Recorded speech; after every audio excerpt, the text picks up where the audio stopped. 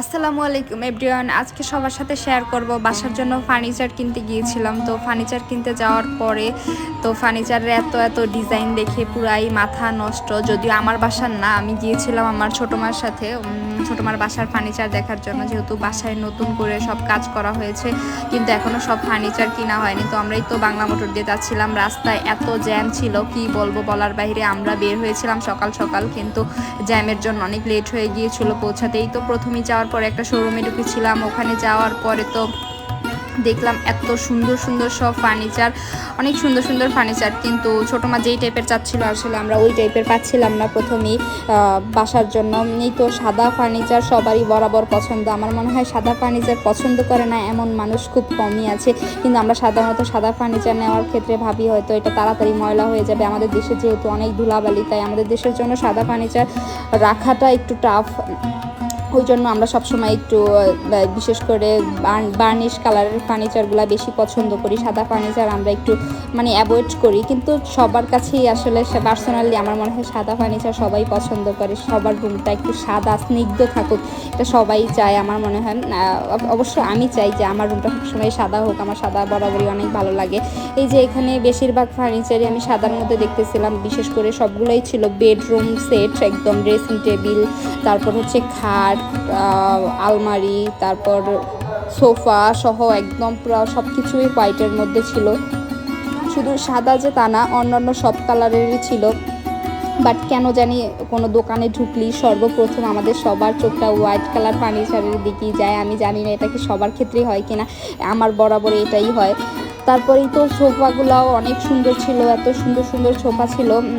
কিছু ছিল এল শেপের, কিছু ছিল এমনিতেই সিঙ্গেল সোফা। বাট মোটামুটি সব কিছু ডিজাইনই আমার কাছে ভালো লেগেছে। কিন্তু এগুলো ছিল সব ইয়ের মধ্যে, কি বলে এগুলোকে, কানাডিয়ান। তারপর হচ্ছে আরও কি জানো, যদিও আমার কাঠ সম্বন্ধে অত বেশি আইডিয়া নেই, কিন্তু ছোটো মাচা ছিল একটু ভালো সেগুন কাঠের মধ্যেও অনেক ডিজাইন আছে, কিন্তু অত বেশি সুন্দর না। সেগুন কাঠের ডিজাইনগুলো হয় কি সাধারণত একটু আগের ডিজাইনের টাইপের। একটা বাসার মূল আকর্ষণই হচ্ছে আমার মনে হয় ফার্নিচার। একটা বাসায় ঢোকার পরে ফার্নিচার দেখার পরেই বোঝা যায় যে এই বাসার মানুষের আসলে রুচিবোধটা কীরকম।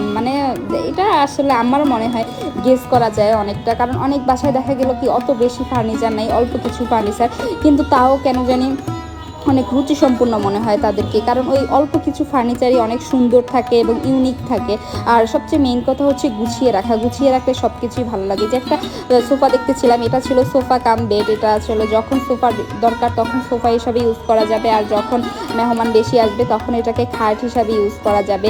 তারপরে তো সব ধরনের কালারে, আসলে আগে ফার্নিচারের দোকানে গেলে না এত ভেরিয়েশন দেখা যেত না, বাট এখন অনেক ধরনের কালার, তারপর ডিজাইন। এই খাটটা ছিল রাউন্ডের ভিতরে, দেখে আমার কাছে একটু আনকমন মনে হলো। আমি জানি না আসলে এই টাইপের খাট কারা ইউজ করে বা নেয়, হয়তো বা নেয়, অনেকের কাছেই ভালো লাগতে পারে। এই সোফার কালারটাও একটু ইউনিক ছিল, একদম পুরো টকটকা অরেঞ্জের ভিতরে। এই তো আমি বললামই তো, বরাবর হোয়াইট কালার ফার্নিচার দেখলে আমার কেন জানি মনে যেন থমকে যাই, এখানে একটু দাঁড়াতে ইচ্ছা করে। হোয়াইট কালারগুলো দেখলে কেন জানি অনেক ভালো লাগে। তারপরে যে এখানে ছিল এই সোফাটা আমার কাছে ভালো লেগেছে, পুরো সিম্পলের মধ্যে, অত বেশি গর্জিয়াস না।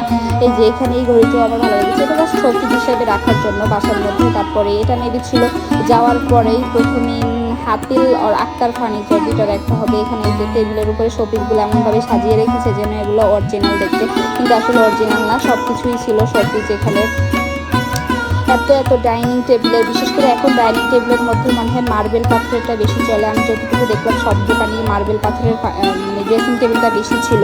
বাট আমার কাছে মোটামুটি সব কিছুই ভালো লেগেছে। যেগুলো সব ছিল সেগুন কাঠের। আমরা কেউ আছে কি সবাই ফার্নিচার একটু অনেক দিনের জন্য কিনতে চায়, তো সবাই ভাবে কিনবে যেহেতু একবারে সেগুনটাই কিনতে চায়, কিন্তু আসলে সেগুনের মধ্যে অনেক ডিজাইন পাওয়া যায় না।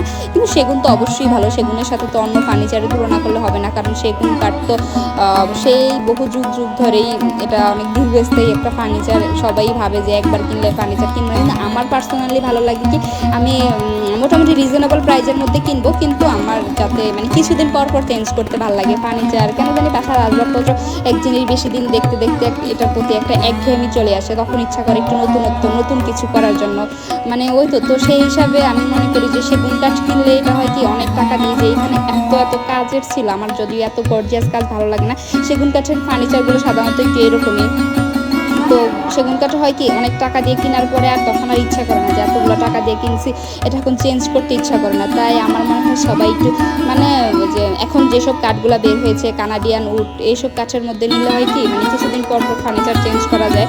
যদিও যারা ঢাকাতে বা এমনিতেও ভাড়া বাসায় থাকে তাদের কিছুদিন পর পর ফার্নিচার চেঞ্জ এমনিই করতে হয়, কারণ বাসা চেঞ্জ করতে করতে ফার্নিচারের অবস্থা পুরো নাজেহাল অবস্থা হয়ে যায়।